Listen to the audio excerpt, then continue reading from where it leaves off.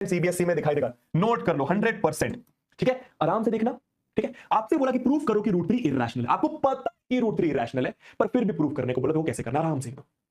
सबसे पहली चीज दोस्तों, इसमें आप कॉन्ट्राडिक्शन मेथड लगाते हैं। कॉन्ट्राडिक्शन मेथड का मतलब क्या है कि आप मान के चलते हैं कि ये रैशनल है, आप मान के चलते हैं कि ये रैशनल है, पर प्रॉब्लम ये होती है रैशनल मानने के बाद आप इसको कुछ कुछ कुछ कुछ कुछ कुछ कुछ करते हैं, ये कुछ कुछ कुछ कुछ कुछ कुछ क्या है बताऊंगा, आप इसमें कुछ कुछ कुछ कुछ कुछ कुछ करते हैं, ये कुछ कुछ कुछ क्या है बताऊंगा। जब आप इसमें कुछ कुछ कुछ कुछ कुछ करते हैं तो आपको समझ में आता है कि उड़ी बाबा गलती हो गई। देखो मैं क्या बोल रहा हूं, आपने माना, ऐसा लिखते हैं अपन लोग बहुत आराम से, बस एक बार समझ लेना, पेशेंस रखना अगले 5-7 मिनट के लिए। ठीक है, थोड़ा पेन मोटा कर लेता हूं। देखो आपने माना कि लेट √3 भी रैशनल, आपने माना कि भैया ये रैशनल नंबर है।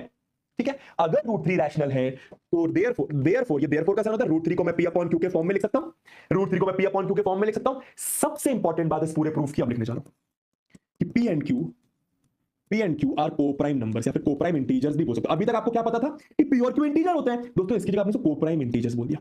अब इस को प्राइम का मतलब क्या है कि बाय द वे हम बोल सकते हैं, आप किसी भी रैशनल नंबर को P अपॉन Q फॉर्म में लिख सकते हो जहां पर P और Q आपकी को प्राइम है। अभी को प्राइम का मतलब याद करो, मैंने सिखाया था, दो को प्राइम मतलब दो नंबर्स की बात हो रही है, यहां पर P और Q। को प्राइम का मतलब यहां पर क्या है कि P और Q का, बहुत इंपॉर्टेंट, सबसे इंपॉर्टेंट, कि P एंड Q का वन के अलावा कोई और कॉमन फैक्टर नहीं होगा, कोई और कॉमन फैक्टर नहीं होगा।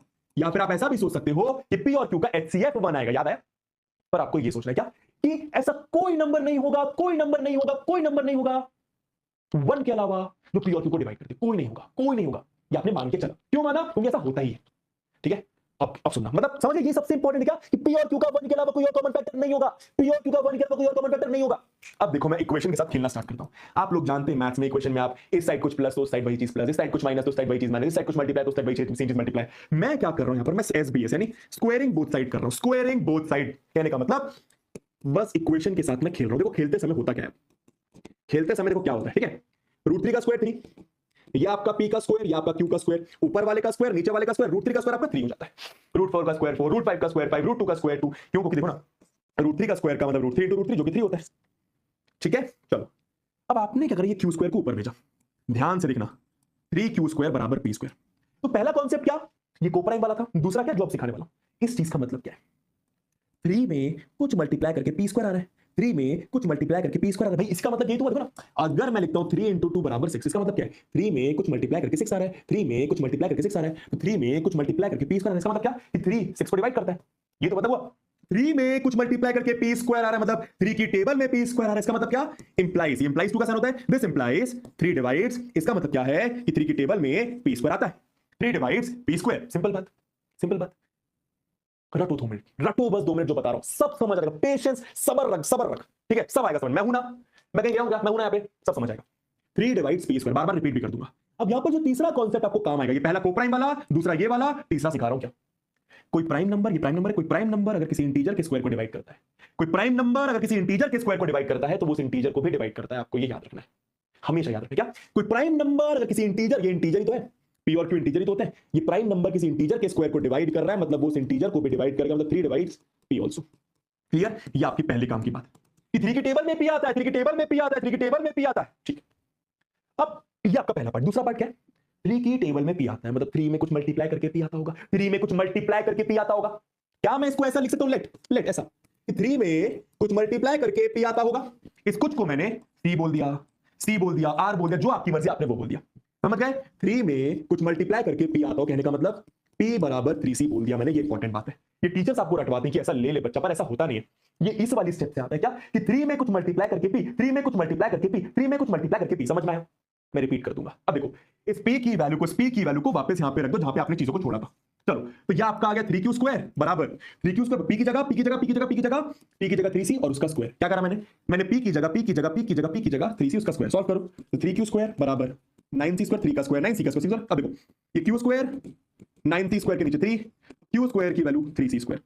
अब इस चीज का मतलब क्या है, अब इस चीज का मतलब क्या है कि 3 में कुछ मल्टीप्लाई करके Q स्क्वायर आ रहा है, तो क्या बोलूंगा कि 3 डिवाइड्स, यानी 3 की टेबल में 3 डिवाइड्स Q स्क्वायर। और अगर एक प्राइम नंबर किसी इंटीजर के स्क्वायर को डिवाइड कर रहा है तो वो उस इंटीजर को भी डिवाइड करेगा, मतलब 3 divides Q also, 3 divides Q also.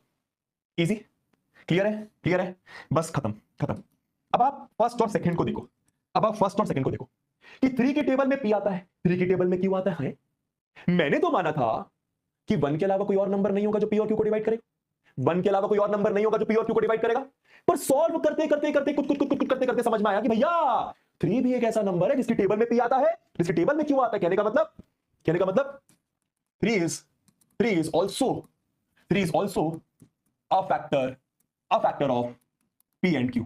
ये तो मतलब वो हाँ है ना, 3 is also a factor of P and Q। पर मैंने तो माना था यार कि 1 के अलावा कोई और होगा ही नहीं, ससुरा 3 निकल गया। इसका मतलब जो मैंने माना था वो गलत है ना भाई। मैंने ये माना था ना कि 1 के अलावा कोई फैक्टर होगा ही नहीं पी और क्यू का, पर 1 के अलावा कोई फैक्टर निकल गया ना। 3 के टेबल में पी और क्यू दोनों आता है। इसका मतलब जो मैंने माना था वो गलत है। मैंने क्या माना था? मैंने यही तो माना था कि वो रैशनल है। अरे भाई मैंने यही तो माना था कि ये रैशनल है, इसी की वजह से सारे पंगे हुए। अगर ये रैशनल है मतलब ये कोपराय में मतलब 1 के अलावा कोई फैक्टर नहीं आएगा, मतलब पॉइंट्स कम डाउन टू ये रैशनल है। पर जो मैंने माना वो गलत निकला, तो क्या सही होगा? इरैशनल नहीं इरैशनल। इसका मतलब therefore our assumption was wrong। ऐसे लिखना therefore our assumption was wrong। हमारा मानना गलत था। हेंस लास्ट में क्या? हेंस √3 कैसा नंबर है? √3 इरैशनल। रैशनल नहीं होगा तो क्या होगा? इरैशनल ही होगा। दो ही तरीके के नंबर्स के बारे में आप जानते हो, रैशनल इरैशनल। ठीक है, तो रैशनल नहीं होगा तो आपका इरैशनल होगा। क्लियर हुआ? समझ में आया? राइटिंग को थोड़ा आप इग्नोर करिएगा थोड़ी देर के लिए। क्लियर है? एक बार मैं फिर से रिपीट कर रहा हूं सब लोगों के लिए। देखो क्या करना है। अब यहां पर √3 की जगह √5 हो सकता है, √7 हो सकता है, √2 हो सकता है, कुछ भी हो सकता है। ये 2-3 नंबर आपको पूछे जाएंगे। अगर यहां पे 5 होता तो जहां जहां आपको बोर्ड में 3 दिखाई दे रहा है वहां 5 होता। अगर यहां पे 2 होता तो जहां जहां आपको 3 दिखाई दे रहा है वहां आपका 2 होता। ठीक है, एक बार फिर से करते हैं। √3 को रैशनल माना, मतलब उसको P अपॉन Q के फॉर्म में लिख सकते हो, जहां पे P और Q आपके कोप्राइम इंटीजर से, मतलब P और Q को 1 के अलावा कोई और नंबर डिवाइड नहीं करेगा। P और Q को 1 के अलावा, P और Q का 1 के अलावा कोई और नहीं होगा।